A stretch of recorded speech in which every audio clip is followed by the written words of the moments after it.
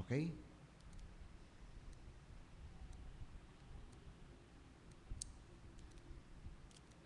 Tingnan niyo ito. The Apostle Paul waited in prayer until they were clothed with the Holy Spirit. Until they were clothed with the Holy Spirit. Waited. Ang anointing, mga kapatid, hindi yan seremonya. Ipinapanalangin yan. Kapag inanoint ka na, kapatid, may pastor na nag-anoint sa iyo, nang naglayhan sa iyo at nag-pray sa iyo for an anointing, you have to claim it. You have to pray for it. You have to live in it. I-claim mo yung buhay mo, hindi yung baka bukas darating yan, tingnan natin. Hindi yon, ganon. Hindi yung nag-i-expect, kini-claim.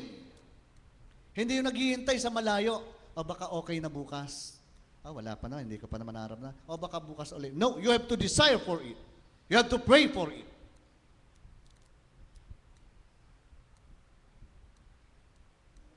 You have to wait for it in prayer. At gusto kong malaman natin, mga kapatid, dito, yung sinasabi ditong waiting is not passive. It is an active waiting. While waiting, he was hoping, he was praying, he was already trying to realize it, doing it in his life, in every day of his life. Ganon si Paul.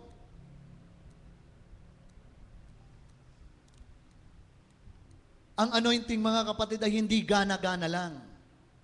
Ganado ka ngayon, kaya anointed ka. Kahit ang pakiramdam mo tinatamad ka, but deep within, in your heart, naramdaman nyo yan? Natamad na kayo, parang ayaw ng kumilos, pero sa puso mo, may pumipitik doon na kailangan kumilos ka. Naramdaman nyo na yon? Na dapat mangyari pa rin ito. At unti-unti nakikita mo ang sarili mo nang pinangyayari yung bagay na yon na sa iyong puso. Naramdaman nyo na ayaw mo nang manalangin dahil pagod na pagod ka na? Naramdaman na natin yung lahat. Ano po? Pero sa kabila ng pagod na yon, may nagpipitik na parang ang tawag daw, nakokonsensya ka. But actually, it was the Holy Spirit that is telling you, bumangon ka. And you find yourself nakaupo o nakalood na nagpipray ka.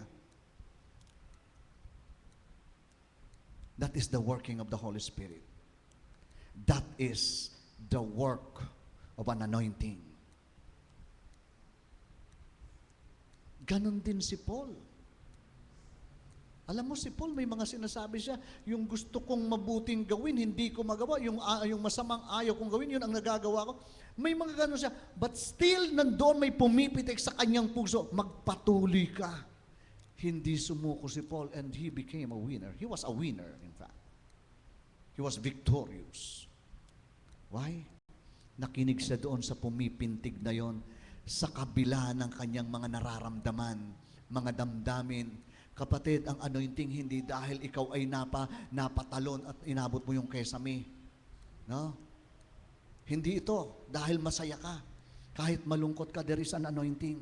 For as long as you feel the Holy Spirit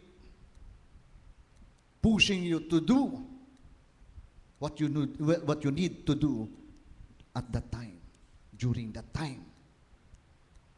May narinig tayo, mga kapatid, hindi na sana ako sisimba kasi pagod na pagod ako.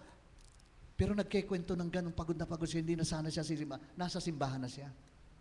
Nakakita na kayo ng mga ganun, kapatid? Who pushed that person to the church? Yung will niya? No. It is already the work of the Holy Spirit that pushes that person.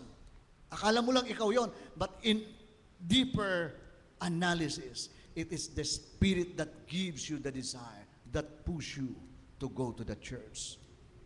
Kaya may naririnig. Kaya kapag nakakarinig ako ng gano'n, mga kapatid, nabibless ako pagod na ito, nakarating pa rin sa church. Is that not an inspiration to you? Si kapatid nga, pagod na ako wala namang ginawa maghapon kundi tumambay, hindi pa ako makakapunta sa church. Di ba? They become your inspiration. Anong ibig sabihin? Anointed. Di ba? It is the Holy Spirit that moves you. There's something that is happening in you. Ito yung nagagawa ng anointing, kapatid. Hindi ka anointed dahil masaya ka lagi. No. Anointed ka dahil nangyayari sa buhay mo ang kalooban ng Diyos.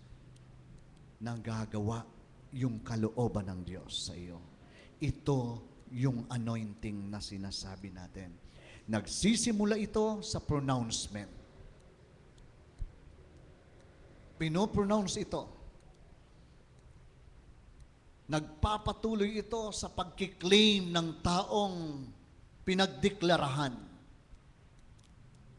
Nakikita ito sa pagpupursige ng taong pinagdeklarahan na nag-claim na mangyayari nga sa kanya yung kalooban ng Diyos.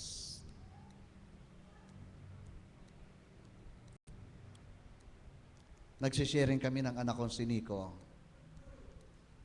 the other night.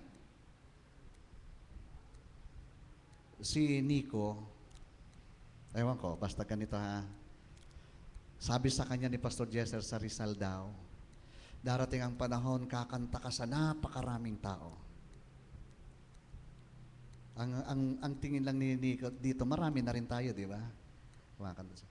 Alam niyo mga kapatid, yung anak kong ito tinanggap sa isang school, Christian school sa Makati, na ang director ay papuri singer. Tinanong siya nito, ano pa yung iba mong talent? Singing ho. Ah, good.